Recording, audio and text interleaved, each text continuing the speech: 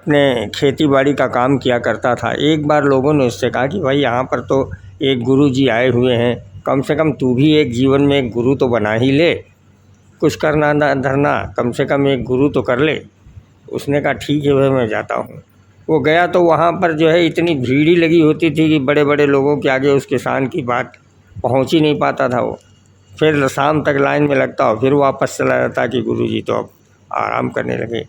एक दिन उसने सोचा क्यों ना मैं रात के समय गुरुजी से मिलूं, जब वो स्नान ध्यान के लिए जाते हों सुबह 4 बजे उठ के। वो जाकर के उस पैकड़िया पर लेट गया जहाँ पर से गुरुजी निकलते थे। जब वो निकले तो वो नित्य कर्म के लिए गुरुजी जा रहे थे। उसने जाते के साथ गुरुजी के पकड़ लिए पैर और बोला गुरुजी मुझे गुरु मंत्र दे दो। अब वो क्योंकि नित्य कर्म को जा रहे थे तो बोल नहीं सकते थे, करने लगे। जब वो नहीं माने उसका जो है वो ज़बरदस्ती पैर पकड़े हुआ था, गुरुजी आज मुझे गुरु मंत्र दे ही दो, क्योंकि मैं भीड़ के आगे मेरा बस नहीं चल पाता और मैं पहुंच ही नहीं पाता हूं। उन्होंने मारे गुस्से में उससे कहा बेवकूफ़ कहीं का, वक्त को वक्त नहीं जानता। उनके कहने का मकसद ये था कि ये कोई टाइम है।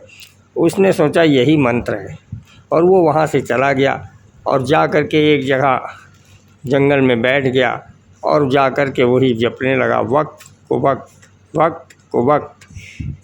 शंकर जी हंसने लगे। पार्वती जी बोली अरे महादेव जी आज क्या बात है, बैठे बैठे क्यों मुस्कुरा रहे हो आप? अरे बोले भगवान आज एक भक्त ने मेरा एक नया नाम धर दिया। बोला कहाँ? बोला चलो दिखाता हूँ। शंकर जी पार्वती दोनों गए। शंकर जी बैठ गए चुपचाप एक किनारे और बोले जाओ तुम ही जाके पूछ लो, देख लो। वो गई पार्वती जी और वो अपने वक्त को वक्त, वक्त को वक्त जपने में लगा हुआ था।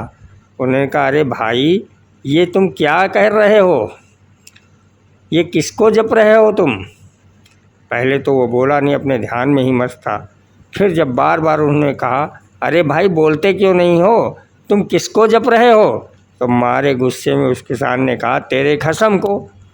अब गुस्साहट में ही पार्वती जो भी गुस्सा आ गया जब उसने कहा तेरे खसम। उन्होंने कहा वो हैं कहाँ?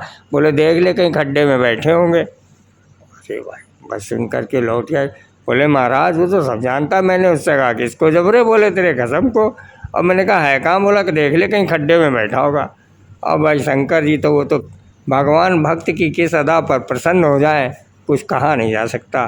भोलेनाथ ने उसको दर्शन दे दिए, उसके भाग्य खुल गए, उसको चमत्कार हो गया उसके जीवन में। तो ऐसे हैं भोलेनाथ, भगवान भक्त की किस अदा पर प्रसन्न हो जाएं कुछ कह नहीं सकते।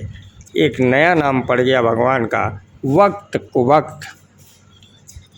और आपको अच्छा लगे तो हर हर महादेव लिखिएगा। जय शंकर।